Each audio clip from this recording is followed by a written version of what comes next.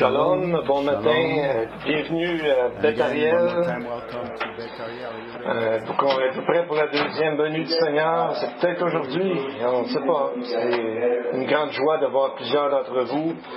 Ce matin, il y en a que ça fait quelques mois qu'on ne s'est pas vu, on est très content de vous voir. Et merci, bonjour à ceux qui nous suivent en ligne. Il y en a beaucoup aux Philippines qui nous écoutent chaque sabbat et qui sont toujours avec nous lors des prédications. Bien, si vous avez écouté les nouvelles en Israël, vous avez vu les élections. Peut-être que vous n'avez pas trop porté attention, étant donné qu'on dirait qu'ils sont toujours en mode élection. Mais parce qu'il y a eu leur 4e élection dans seulement une période de 2 ans, imaginez-vous. Donc, mais le résultat est crucial et des changements majeurs pourraient altérer la direction que prend le pays. Parce que le gouvernement qui va être intronisé demain sera fait de 8 partis différents.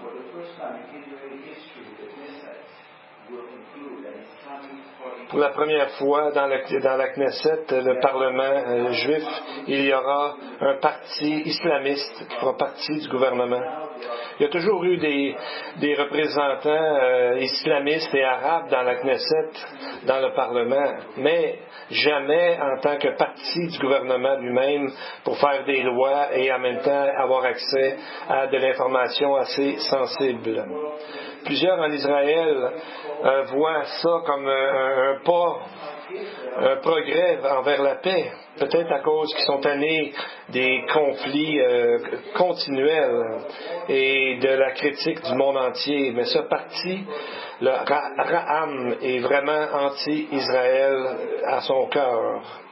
Le Times of Israel a montré leur charte, et je cite une partie ici.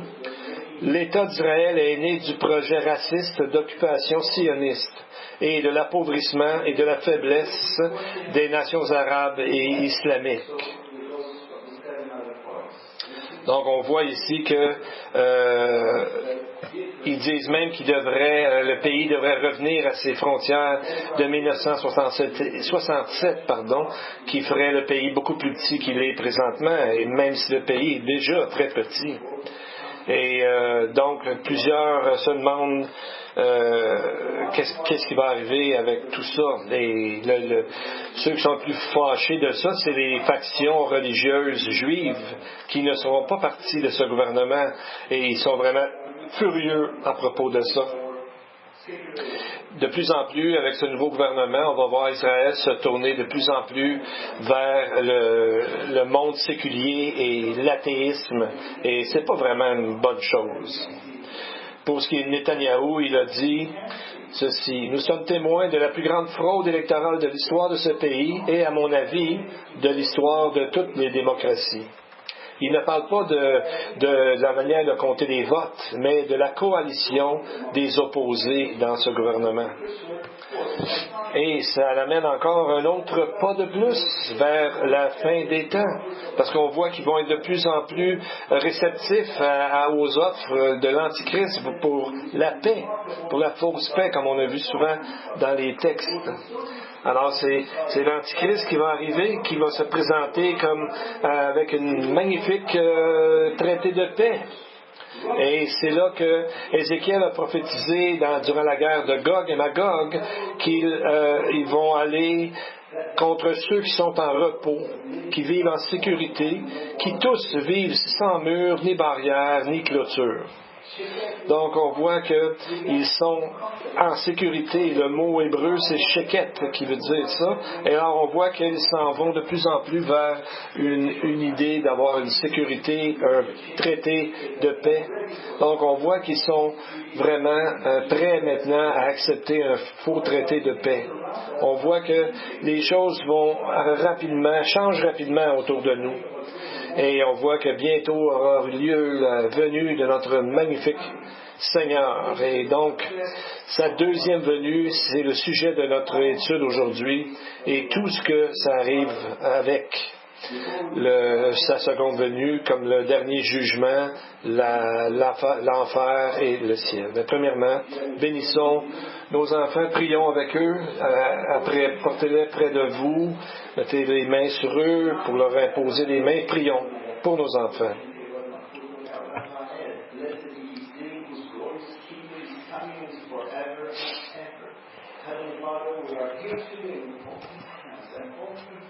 Lifting up our children to you so that you guide us, strengthen them, and protect them.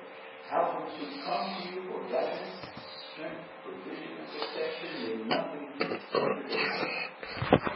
Help them choose only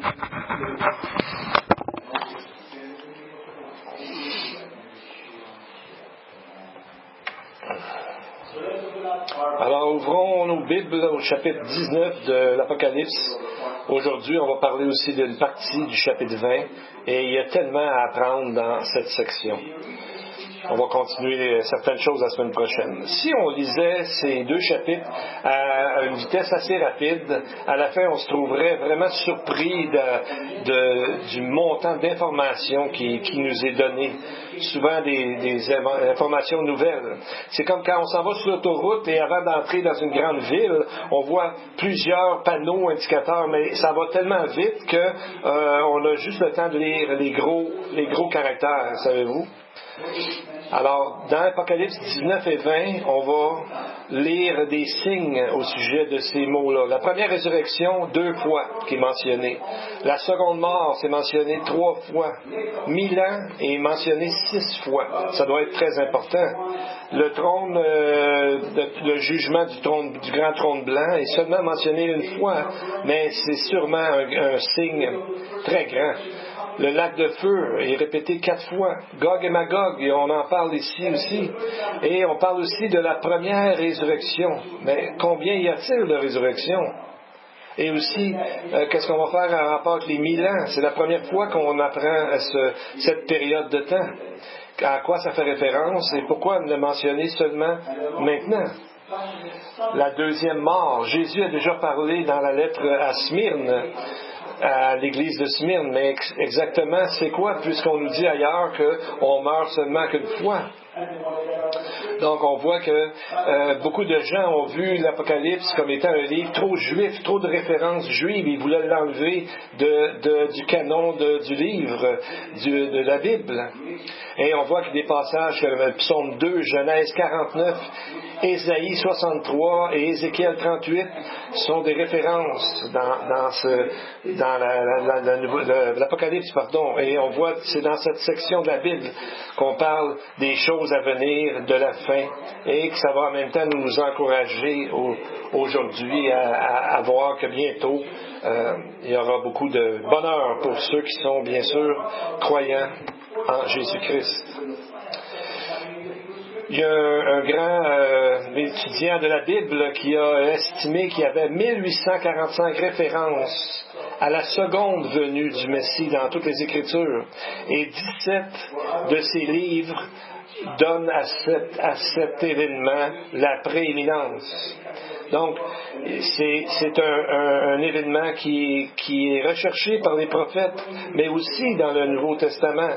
Dans les 260 chapitres, il y a 318 références à la deuxième venue de Jésus. Donc, ça fait une statistique d'environ 1 sur 30 versets qui parlent de la seconde venue de Christ. C'est beaucoup. 23 sur 27 livres du Nouveau Testament font référence à ce grand événement. Et il y a beaucoup d'allusions à travers toute la Bible sur cet événement. Donc, on va regarder différentes choses que Jésus nous a dit aussi par rapport à que ça arrivera finalement. Jésus nous dit qu'il va revenir, et cette fois-là, il ne vient pas sur un âne, il vient sur un cheval blanc, et ses yeux sont comme une flamme de feu, et il arrive avec une épée aiguë, comme on dit que la parole est une épée aiguë aussi. Plusieurs imaginent que Jésus, il ne viendra pas comme ça, il le voit encore sur la croix, mais il n'est plus là, il est ressuscité et il est très puissant. Verset 11, on va commencer par ça. Puis je vis le ciel ouvert, et voici parut un cheval blanc. Celui qui le montait s'appelle Fidèle et Véritable, et il juge et combat avec justice.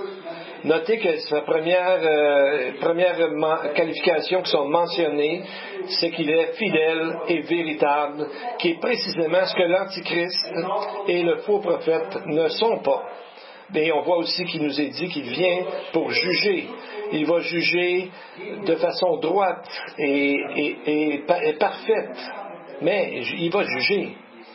Alors, c'est le temps de parler de ce côté aussi de Jésus, et non seulement du salut sur la croix, mais dire qu'il revient bientôt parce qu'il vient juger la terre. C'est écrit plusieurs fois. Alors, on va commencer par deux informations qui nous montrent la puissance de cet événement. Premièrement, Zacharie 14, 3 et 4. Il dit, l'Éternel, donc l'Éternel c'est Yud He Vav He, les 4 lettres de Dieu, paraîtra, il combattra ces nations comme il combat au jour de la bataille. Ses pieds se poseront en ce jour sur la montagne des Oliviers qui est vis-à-vis de Jérusalem, du côté de l'Orient. La montagne des Oliviers se fendra par le milieu à l'Orient et à l'Occident, et se formera une très grande vallée. Une moitié de la montagne reculera vers le septentrion et une moitié vers le midi. Alors c'est intéressant ici que c'est Dieu lui-même qui vient, car le mot Seigneur, c'est le nom propre de Dieu, le Yud He Vav He qu'on a dit, et qui réfère seulement à lui dans la parole.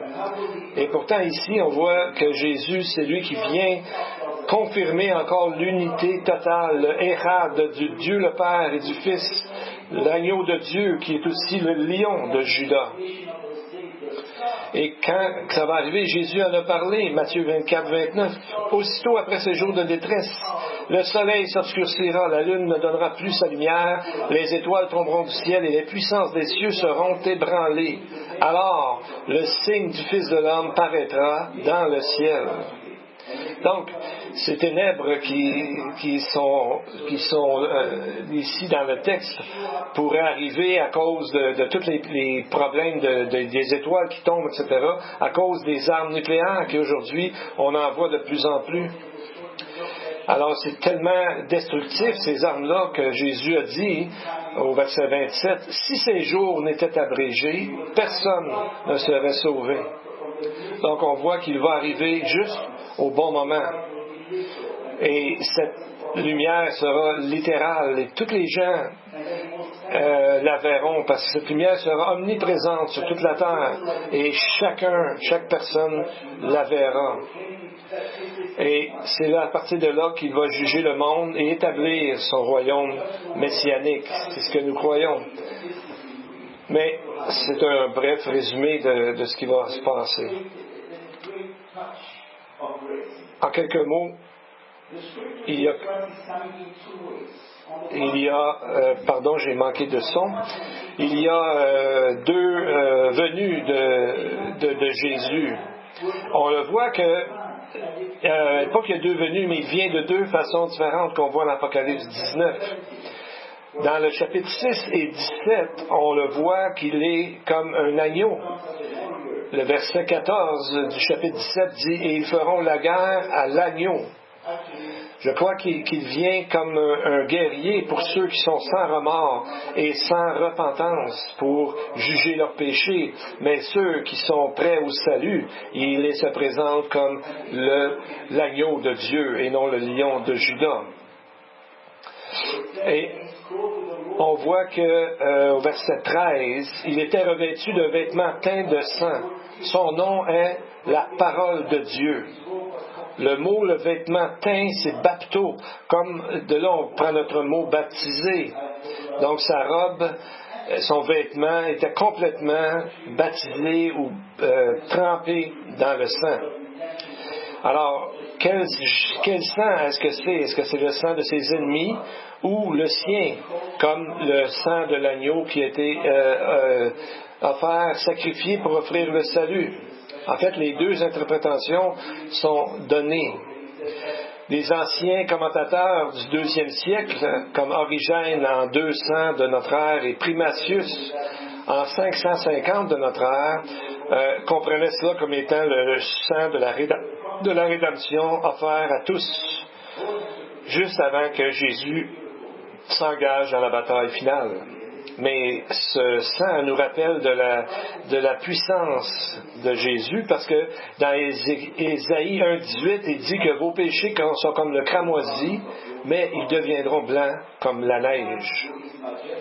Donc, on voit ici dans le texte d'Ésaïe 63, verset 1 et 2, qui est celui qui vient d'Édom, de Botsra, en vêtements rouges et en habits éclatants, se redressant avec fierté dans la plénitude de sa force?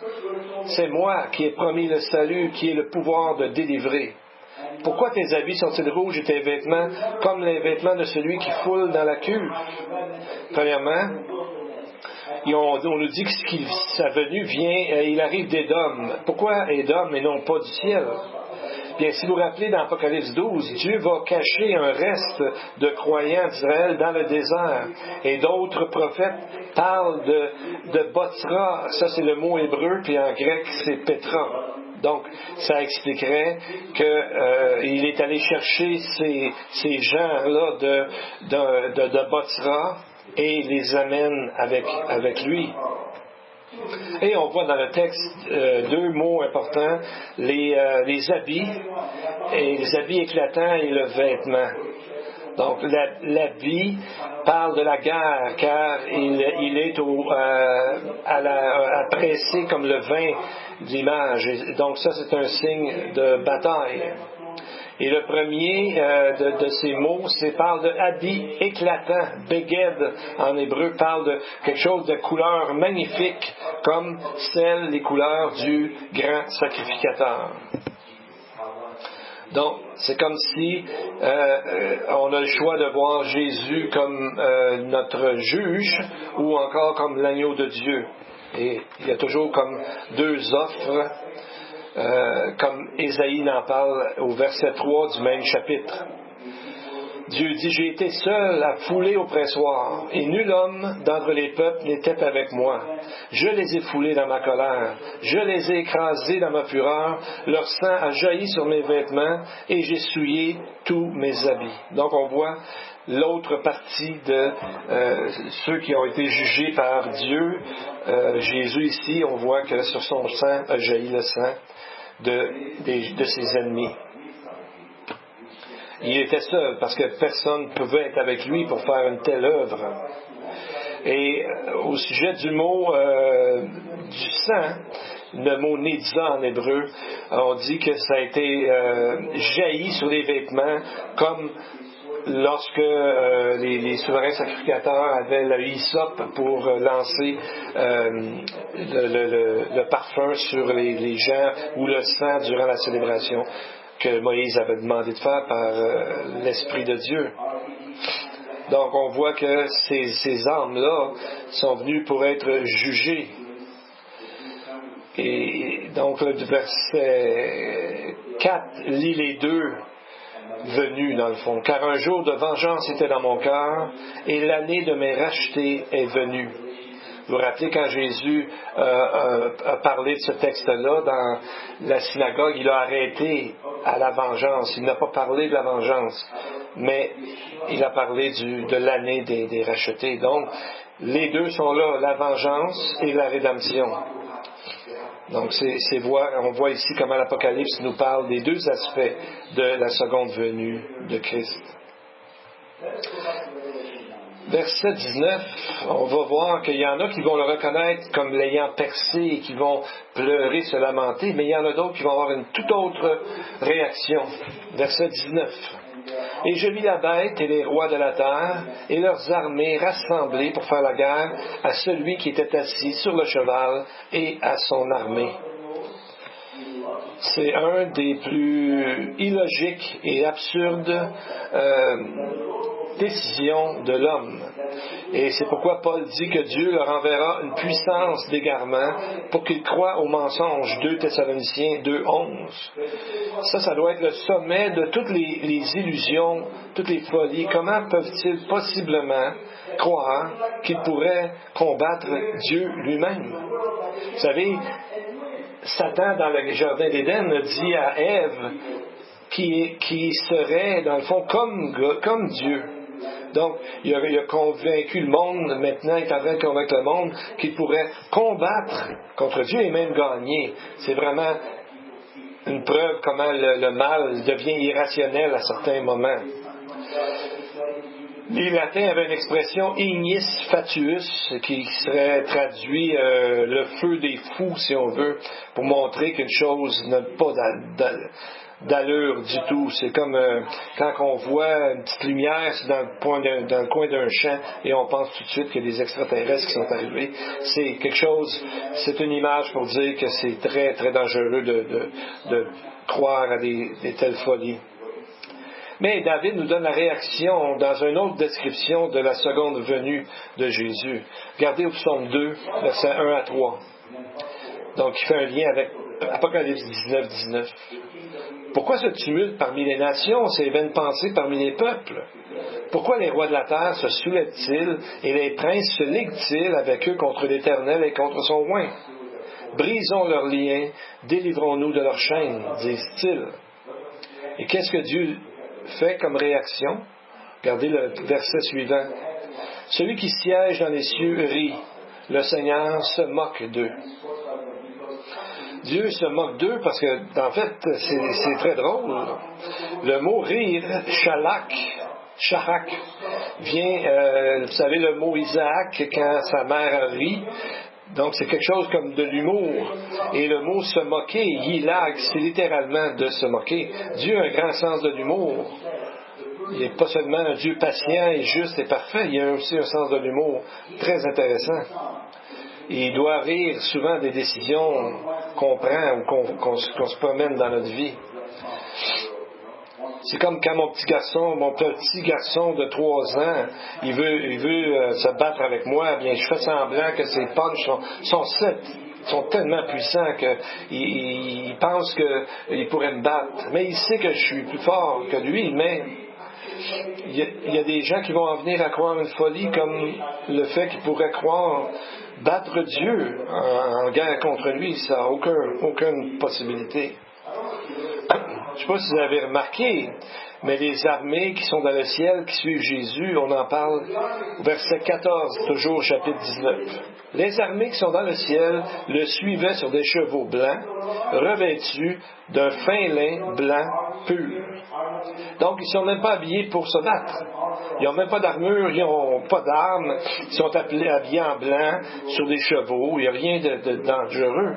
Pourquoi? Ils n'ont pas besoin de se battre du tout. Jésus le fait déjà pour eux. C'est lui qui mène la bataille. C'est lui qui est en avant. Mais ce n'est pas tout. L'histoire continue de façon un peu ironique aussi. Parce que tout de suite après qu'on parle de l'Antichrist et le magnifique faux prophète, on parle de leur capture de façon très monotone, très ordinaire, sans flafla. Verset 20. Et la bête fut prise, et avec elle le faux prophète, qui avait fait devant elle des prodiges par lesquels il avait séduit ceux qui avaient pris la marque de la bête et adoré son image.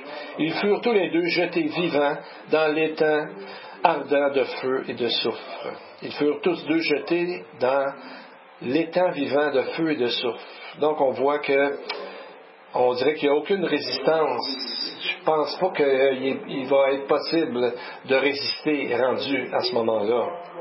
Mais on est vraiment loin des images de la bête qui apparaît au chapitre 13, épeurante, avec 10 cornes, 7 têtes, qui des fois a l'air d'un léopard et d'un lion et d'un ours. Donc tout ça, ça fait beaucoup de boucan, comme un show de boucan.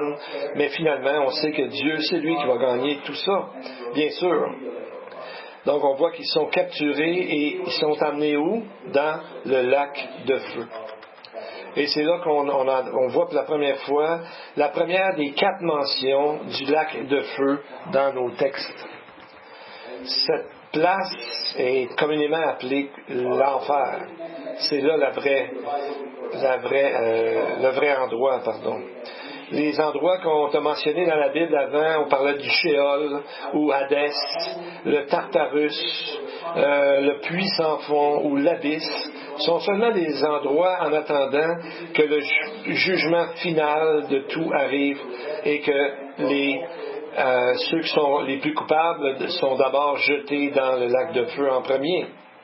Donc, c'est le dernier arrêt. C'est l'endroit qui a été créé pour le diable et les anges et tous ceux qui les suivent. Donc, on voit jusqu'au moment de l'Apocalypse 19-20, cet endroit est vide, comme il est maintenant.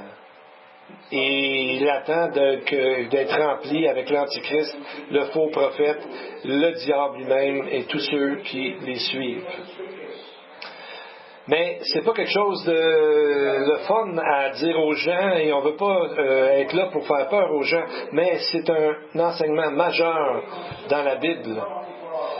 Donc, l'idée est qu'on devrait en parler parce que Jésus est celui qui a parlé le plus de l'enfer, de tous ceux qu'on a des Écritures.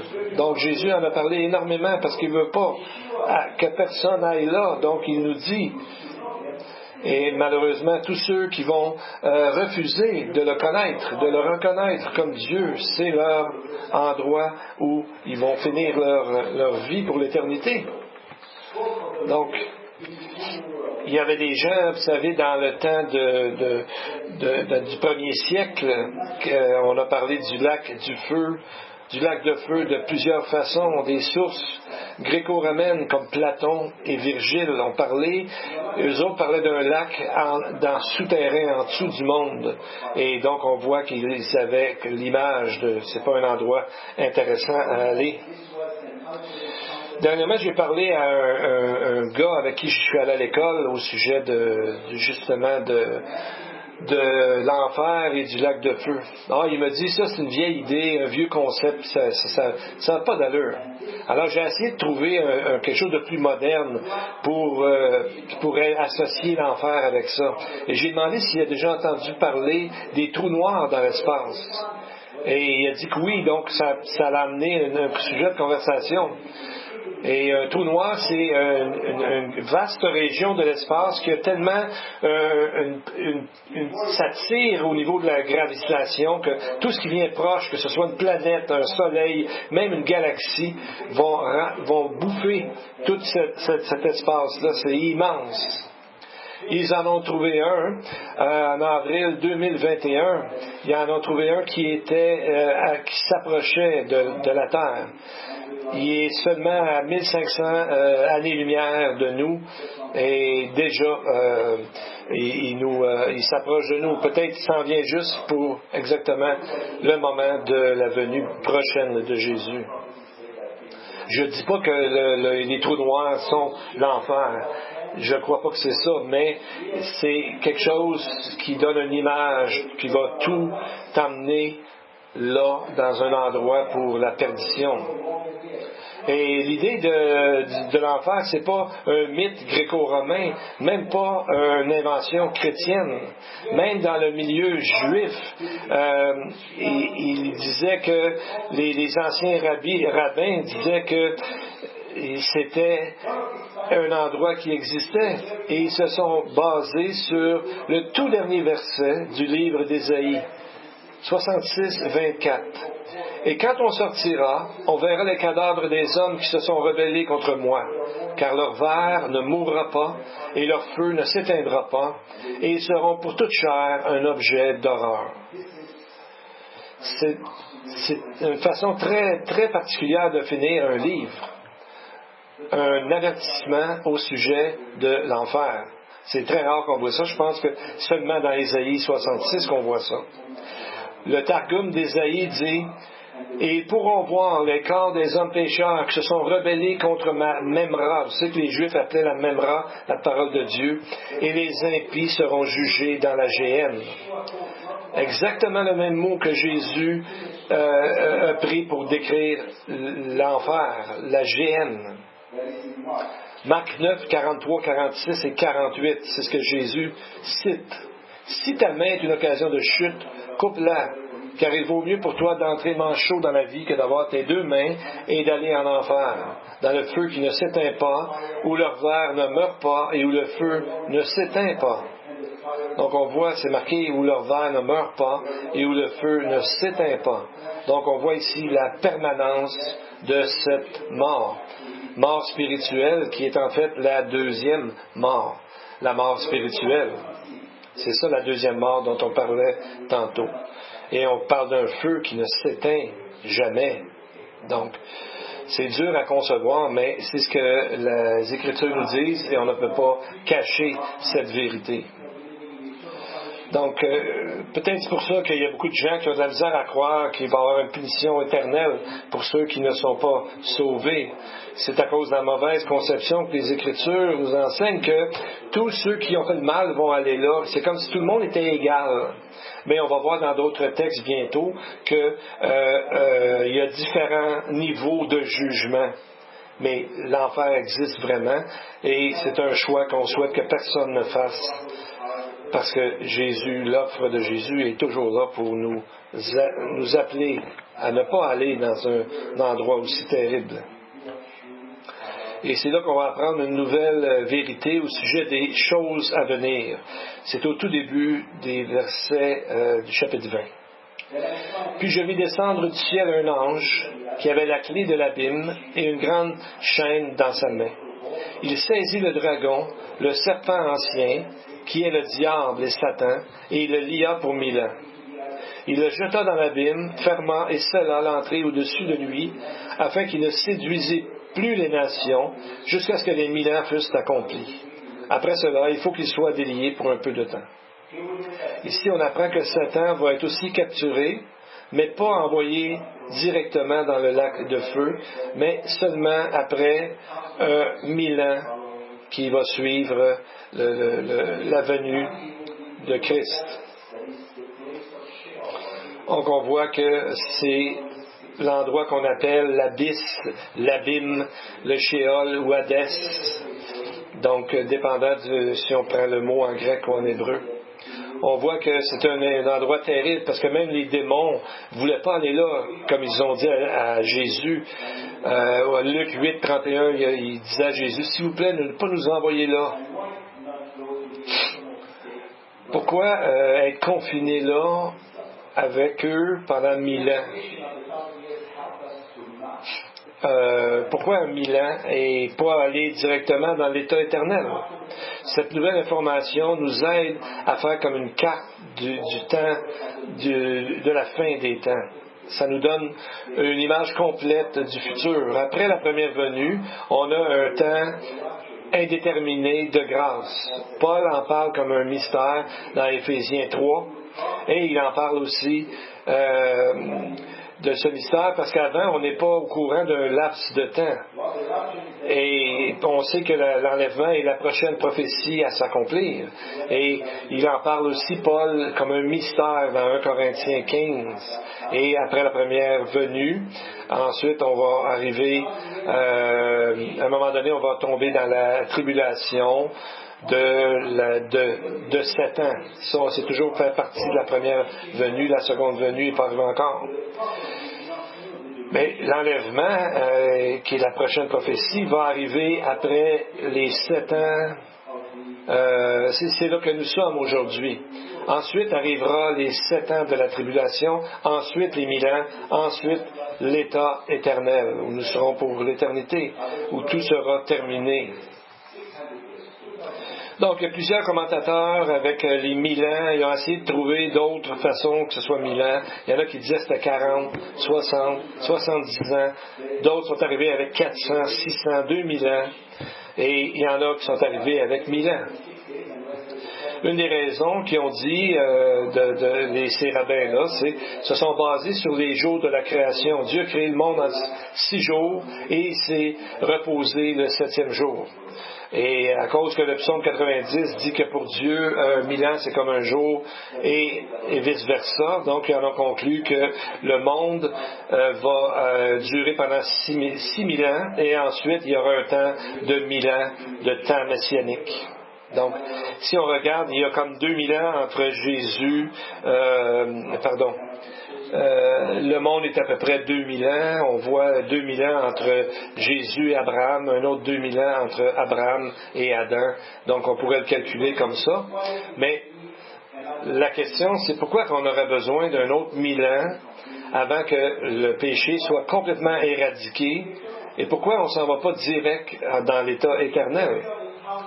Cette période de 1000 ans remplit tellement de fossés, de trous prophétiques, si on veut, que sans ça, plusieurs passages ne peuvent pas être résolus et on doit les laisser de côté. Et à ce moment-là, les prophéties ne se tiendront pas ensemble. Je vous donne quelques exemples. Apocalypse 19, 15 cite le psaume 2 et dit que Jésus les paîtra, les nations, avec une verge de fer. Ça, c'est quelque chose qui n'est jamais arrivé, que Jésus ait été chef des nations du monde. Et ça ne peut pas arriver non plus dans l'état éternel, parce qu'on n'aura pas besoin de les paître avec une verge de fer, parce qu'il n'y aura plus de péché.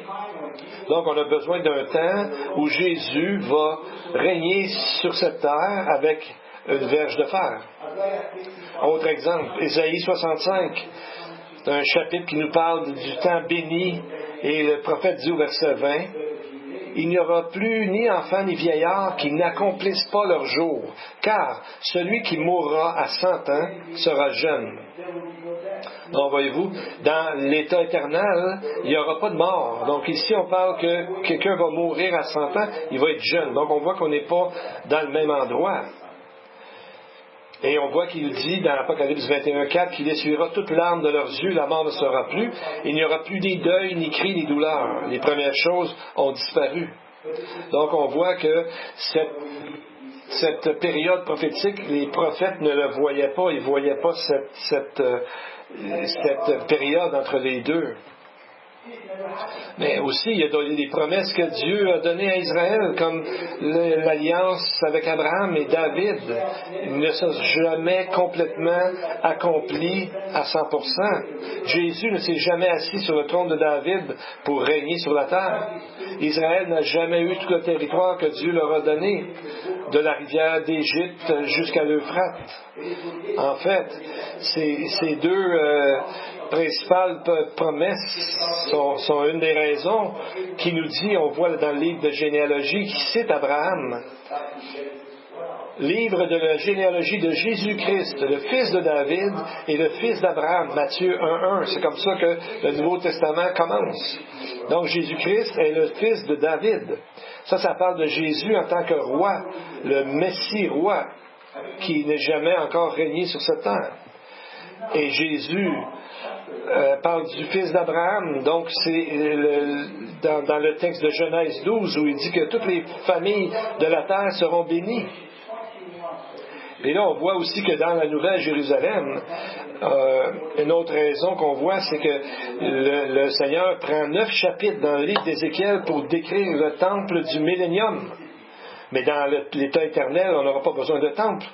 Parce que Jean nous dit dans Apocalypse 21-22 qu'il n'y aura pas de temple dans la ville, car le Seigneur Dieu Tout-Puissant est le temple, ainsi que l'agneau. Alors, le temple immense que Ézéchiel a décrit, c'est un temple qui va exister durant les temps messianiques, durant ces 1000 ans. Vous savez, si je prends le temps de parler de tout ça, c'est parce qu'aujourd'hui, la majorité des chrétiens de nom ou des chrétiens qu'on connaît aussi, mais ne croient pas à le côté littéral de 1000 ans. Donc, c'est un peu n'importe quoi comme le fait, parce qu'ils allégorisent cette image-là en disant que c'est une période de temps. Ils allégorisent aussi tout le verset 2 d'Apocalypse 20. Ils disent qu'aujourd'hui, Satan est attaché et tout va bien pour l'Église. L'Église peut avancer et continuer son œuvre.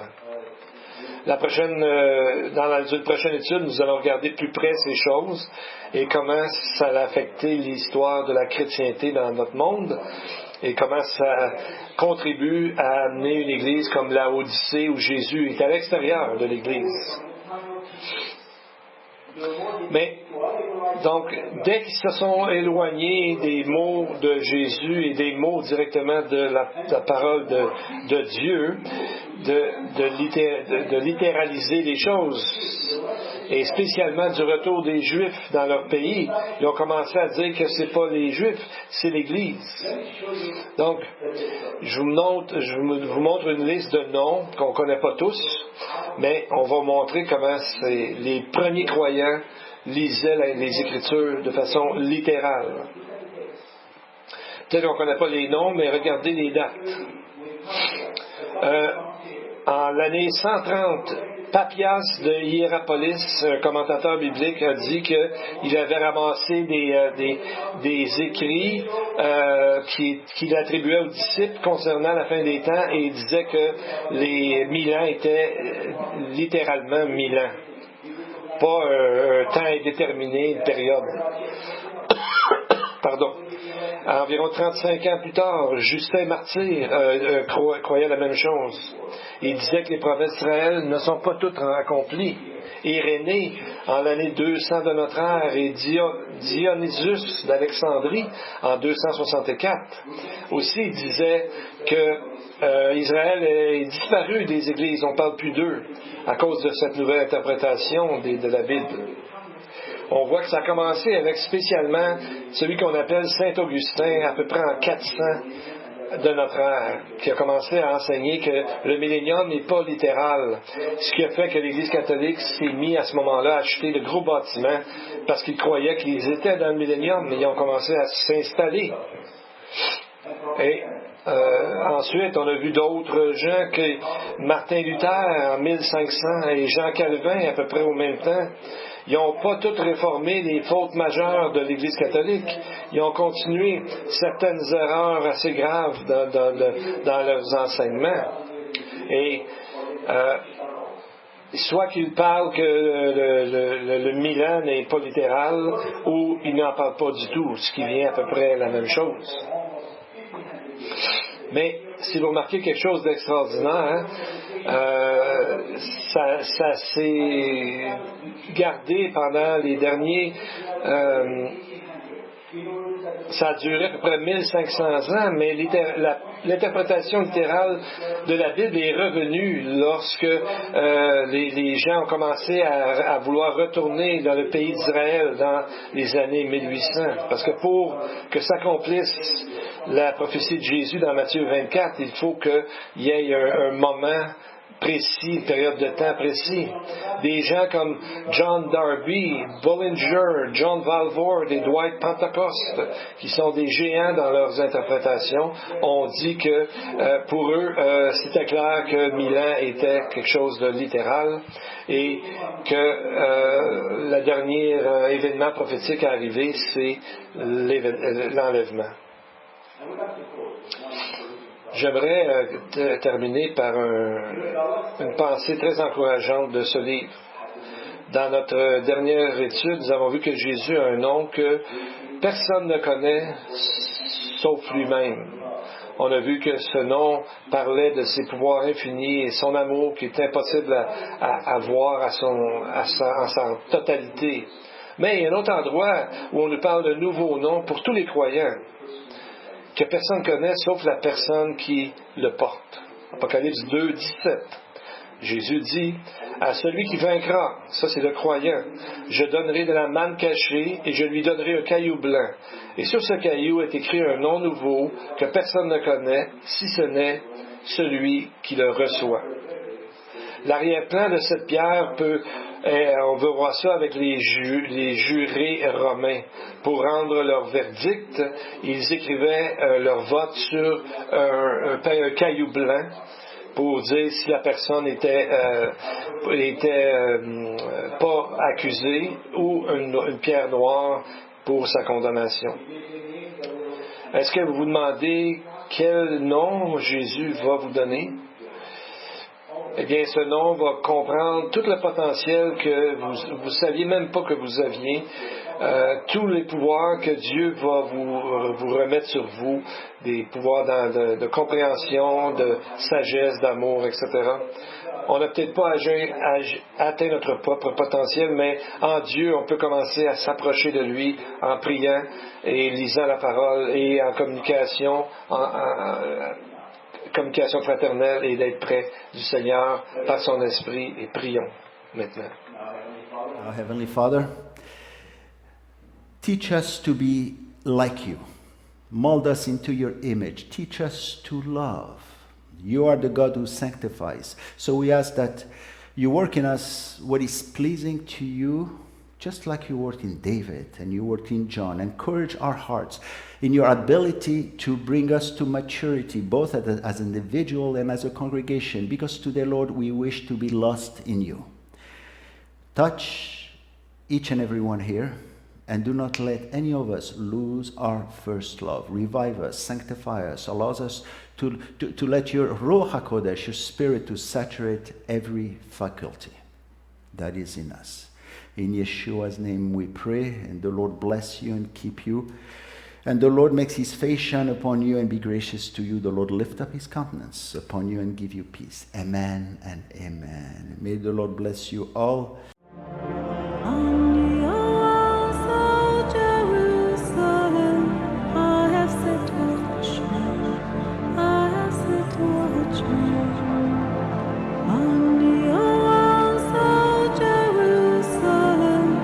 Who shall